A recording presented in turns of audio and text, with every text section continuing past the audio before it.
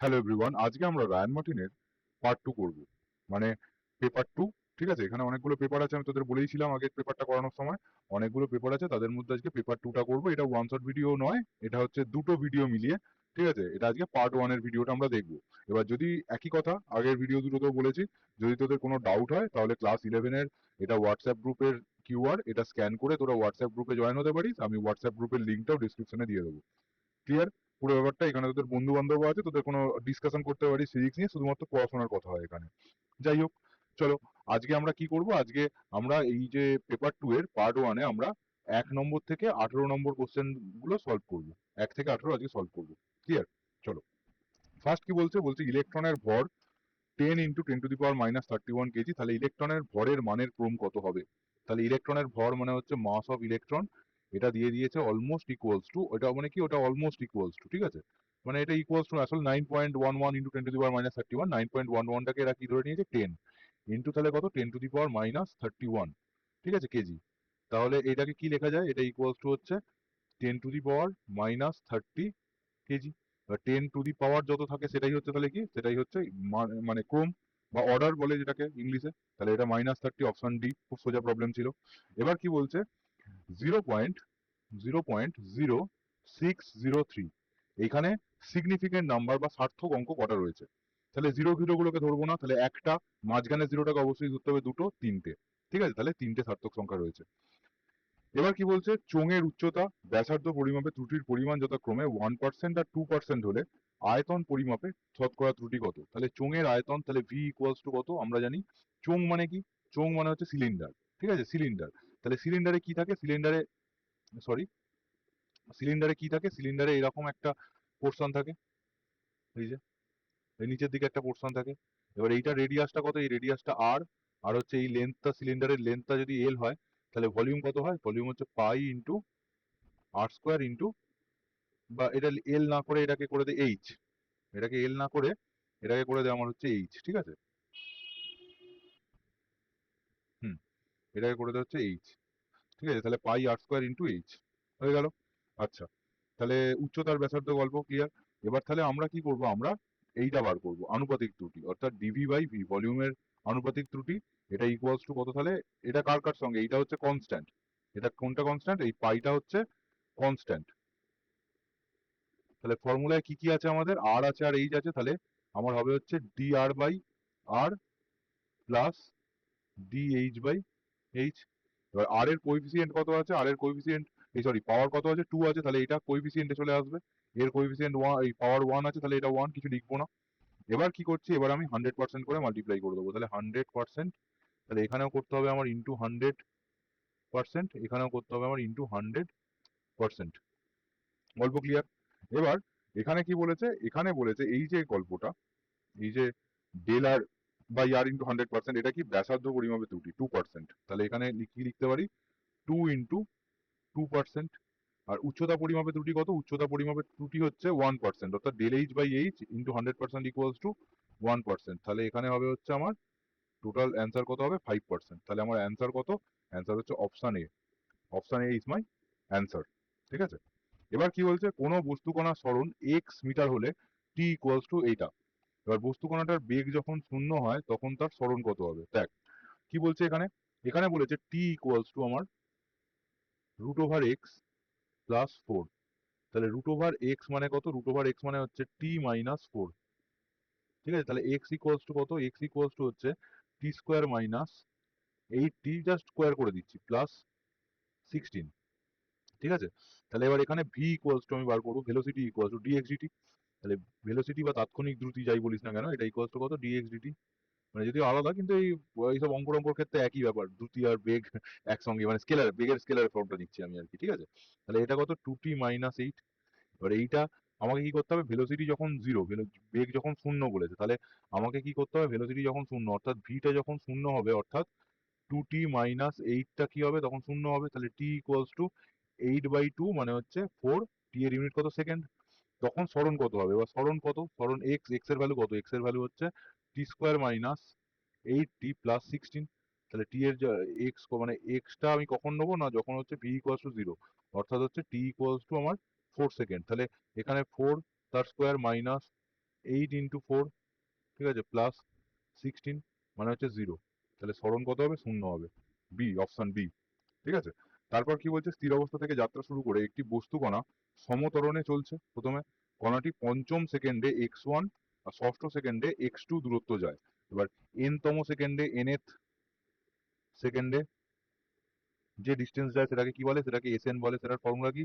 Primary velocity plus 2 into acceleration into 2 into time minus মানে কত নম্বর second. ঠিক আছে। 2 ইন্টু টি না করে 2 ইন্টু n করে দে, nth second, 2 into n minus 1। ঠিক আছে। এবার এখানে কি বলেছে? এখানে প্রাইমারি ভেলোসিটি ইউটা আমার 0 বলে দিয়েছে। তাহলে এখানে এস যেটা পঞ্চম সেকেন্ড, S5, সেটা কত? সেটা হচ্ছে আমার x1। সেটা কত? সেটা হচ্ছে 2 ইন্টু a ইন্টু পঞ্চম সেকেন্ড মানে হচ্ছে 2 ইন্টু 5 মাইনাস 1। তাহলে আমার হবে হচ্ছে 9 ইন্টু 2 মানে 18a। ঠিক আছে। এবার S6 যেটা, সেটা কত? সেটা হচ্ছে x2। সেটা কত? সেটা 2a, কারণ ইউটা 0 এখানেও। তাহলে 2 ইন্টু 6 মাইনাস 1, তাহলে 11 মানে 22 ইন্টু a। এবার আমাকে কি বলেছে? x1 ডিভাইডেড বাই x2 মানে হচ্ছে 18a ডিভাইডেড বাই 22a। তাহলে কত? 9/11। তাহলে 9:11 মানে হচ্ছে অপশন এ। ঠিক আছে। এবার কি হচ্ছে? এবার হচ্ছে 6 নম্বর কোশ্চেনটা কি বলছে? শূন্যস্থানে অভিকর্ষজ ত্বরণ বস্তুর আকার বা ভরের ওপর নির্ভরশীল নয়। এটা একদমই ঠিক কথা। ঠিক আছে। বস্তুর ত্বরণ ওই জন্যই তো কনস্ট্যান্ট ধরা হয় না। নিচের দিকে জি কত কাজ করে? জি হচ্ছে 10 মিটার পার সেকেন্ড স্কোয়ার। অঙ্ক করার জন্য অবশ্য মাইনাস ধরি একটা নিচের দিকে বলে, যাই হোক, এটা 10 মিটার পার সেকেন্ড স্কোয়ার। এইটা অ্যাকচুয়ালি জি এর ভ্যালুটা কি করে হয় জানিস? ধর এখানে তোর কাছে আর্থ আছে। ঠিক আছে। এই আর্থ, ঠিক আছে, আর্থটাকে একটু ফিল করে দিই, দেখতে সুন্দর লাগবে, তাই না? তাহলে আর্থটাকে এই এই হচ্ছে পৃথিবী। ঠিক আছে।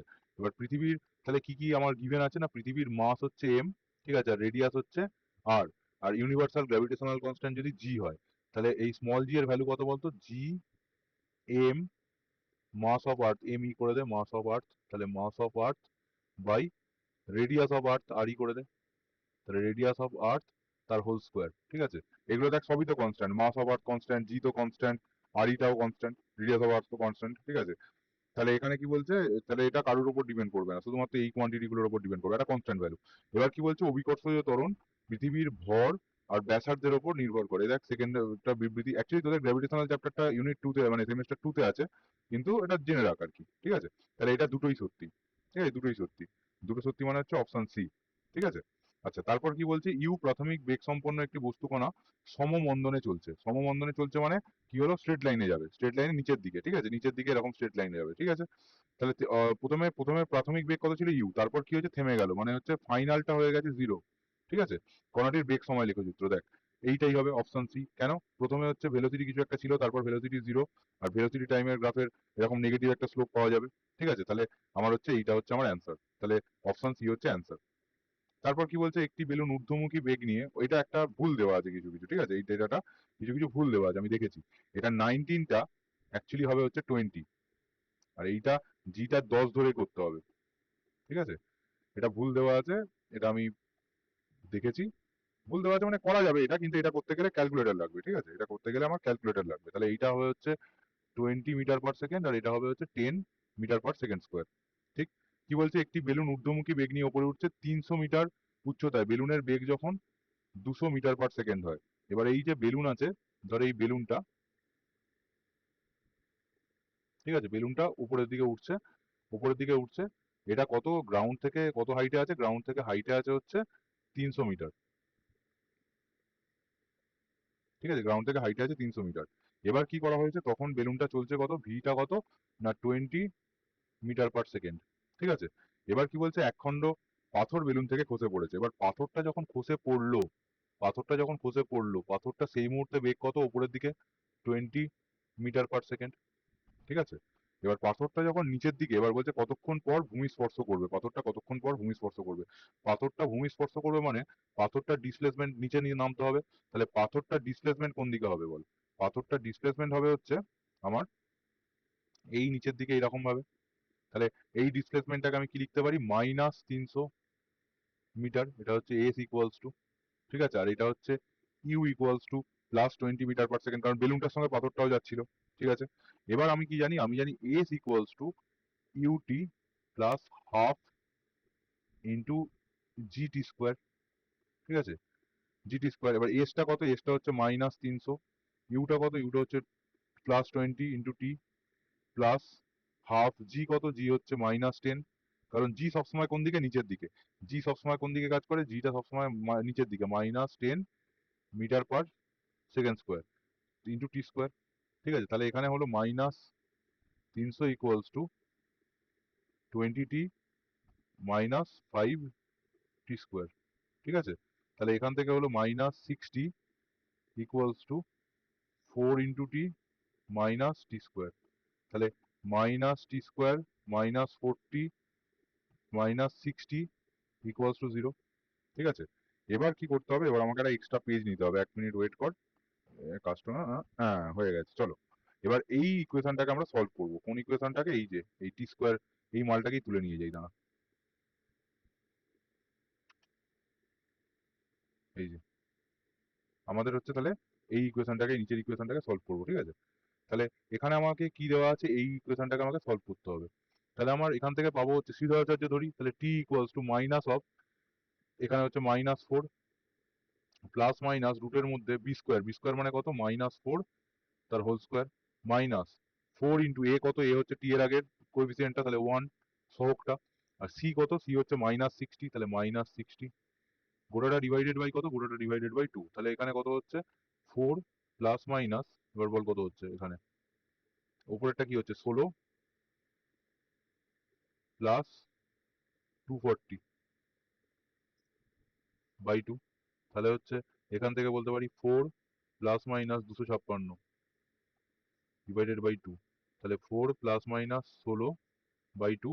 এবার 4 -16 নিতে পারবো না, কারণ টাইম নেগেটিভে আসে না, তাহলে টাইম কত সলিউশন হচ্ছে না, 4 প্লাস 16 বাই 2 মানে হচ্ছে 20 বাই 2 মানে হচ্ছে 10 সেকেন্ড, ঠিক আছে। তাহলে আমার অ্যান্সার কত হবে, অ্যান্সার সি, 10 সেকেন্ড, ঠিক আছে।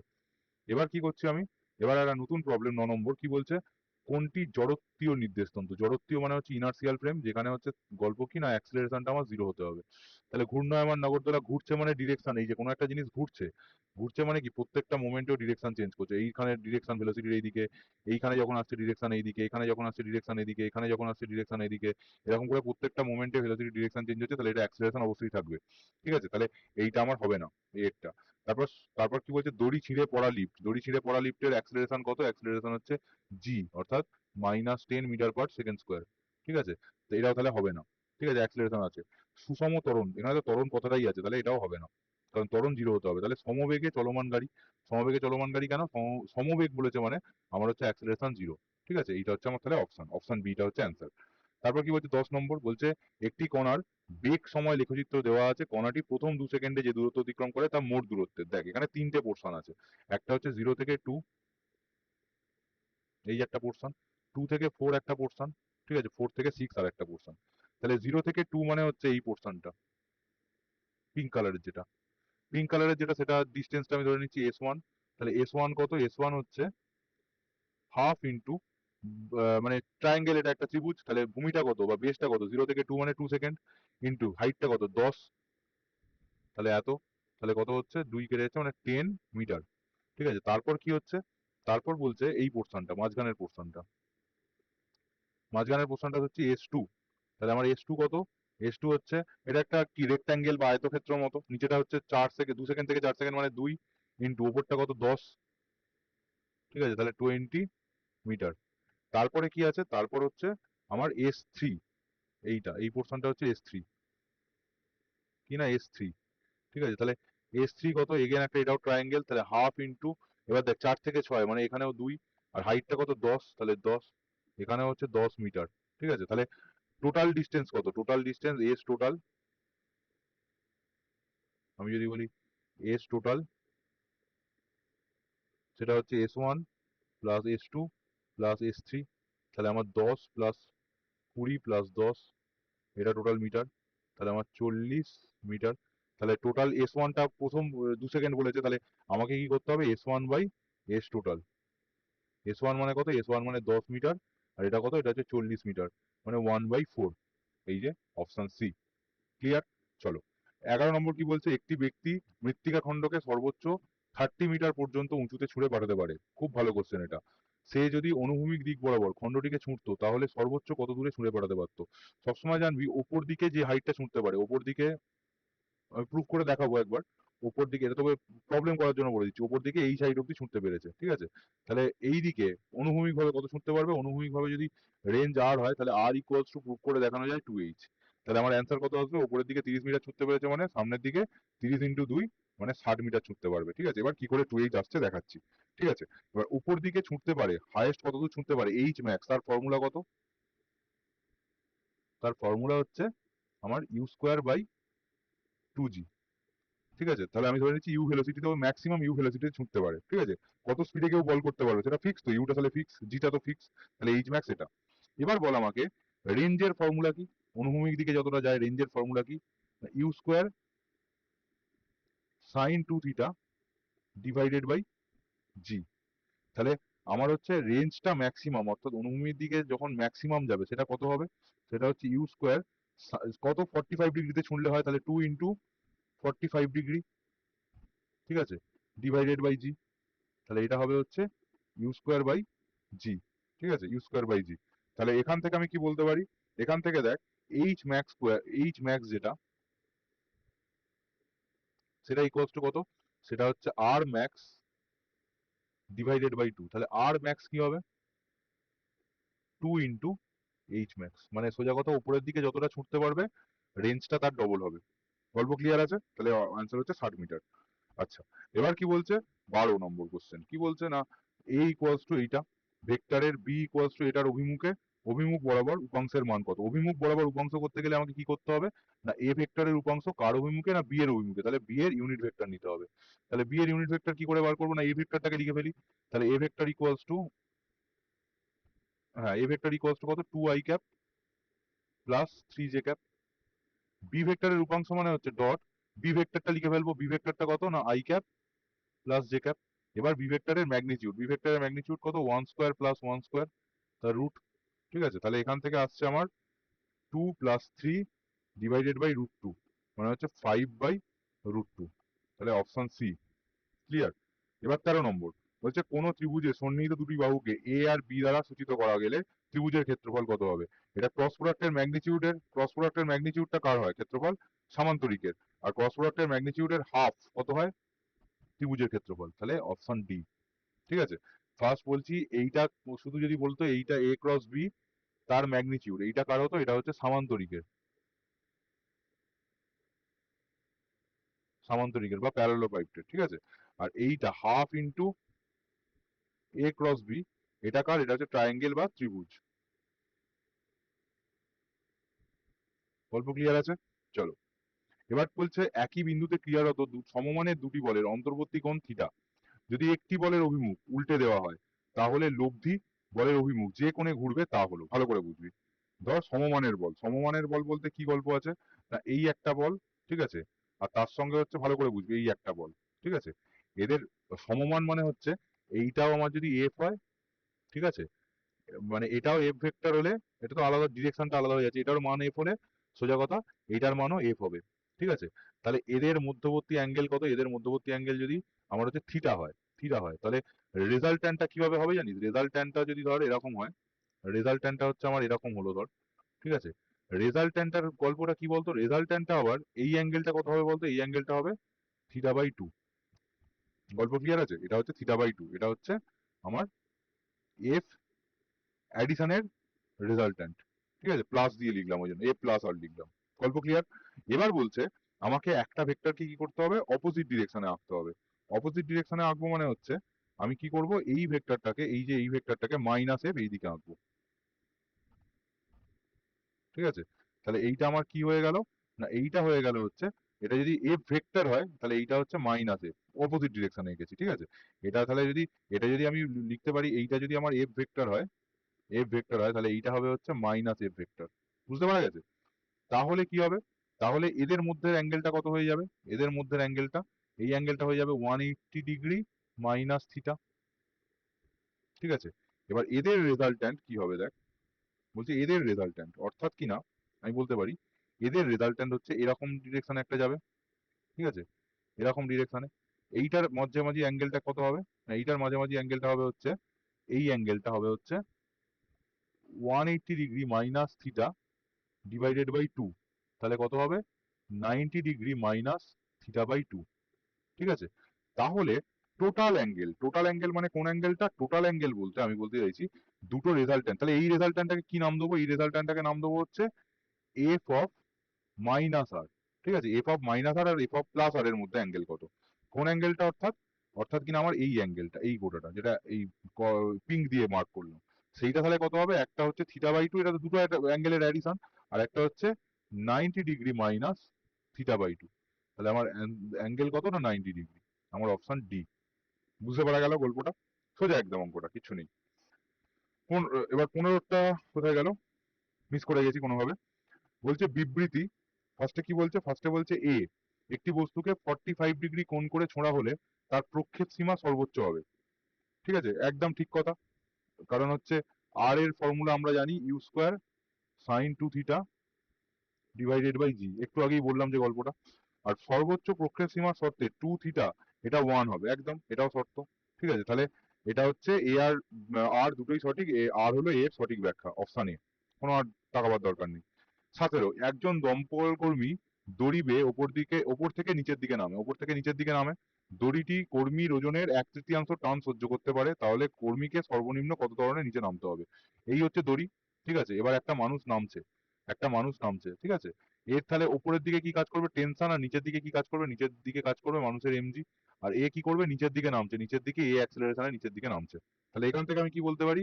এখান থেকে বলতে পারি যে mg মাইনাস টেনশন এটা ইকুয়ালস টু এম ইন্টু এ, ঠিক আছে। এবার ভালো করে দেখ, সর্বনিম্ন ত্বরণে যদি নামতে চায়, ত্বরণটা যদি আমার এইটাকে যদি আমার মিনিমাম করতে চাই, তাহলে টিটাকে কি করতে হবে? টিটাকে ম্যাক্সিমাম করতে হবে, হ্যাঁ কি না?